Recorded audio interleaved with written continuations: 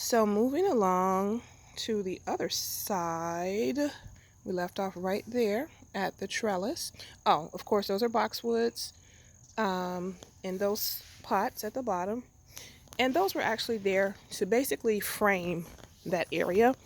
And there's a stone planter down there that has some daylilies in it that are still trying to push out a bloom or two before it's all over with.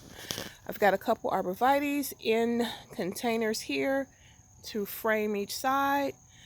What this year has taught me is you must turn your arborvitaes if they are in pots, because one side is not going to get a whole lot of sun because it's up against a building or even shaded by another plant like this one was. It was shaded by the hydrangea, and as you can see over here, it's a little thinner right up in there because it didn't get any sun.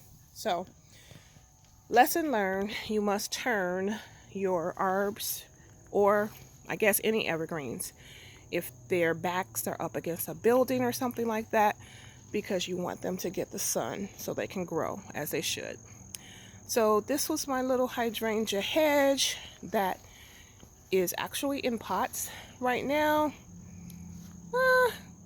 It's looking good considering it is almost October 15th.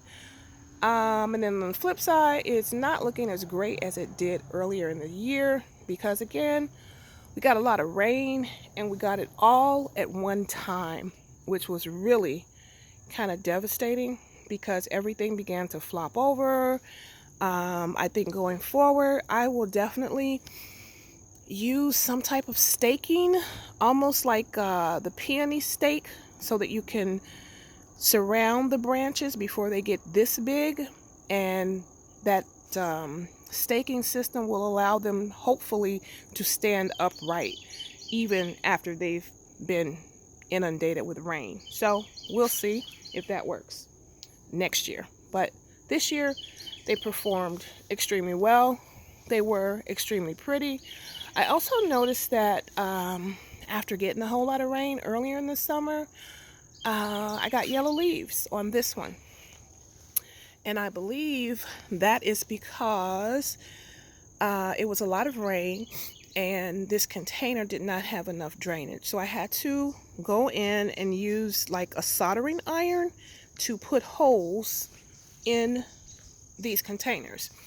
And if you see down here, there's a hole.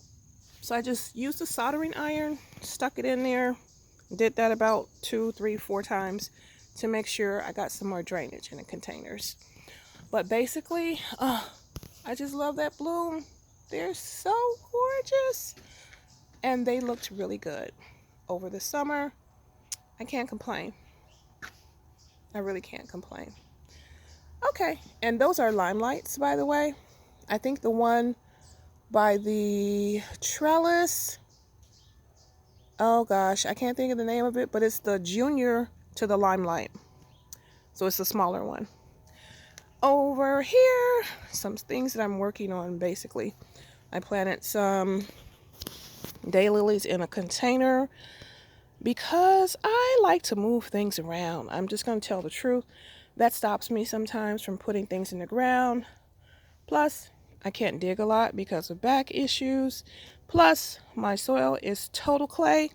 Plus, it's total clay and very compacted. So I've got to work on my soil next year so that if I do get the urge to put something in the ground, I'll be able to do it. This is a little hottie hydrangea. I believe it's very similar to a bobo or little lime hydrangea that I have not planted yet. Hopefully I'll get to that. Whether it goes in a pot or in the ground, it needs to get out of there for sure. This container has a, I want to say, oh gosh, okay. It's like an Annabelle, but it's the newer variety. And okay, Invincible Spirit hydrangea, which is actually one that blooms pink. But now, as you can see, it is still, or it's probably turned green. It was probably pink earlier in the season, but with the temperatures dropping, it turned green. And I happened to put some, oh gosh, what's that? Coleus, not Coleus, Heuchera.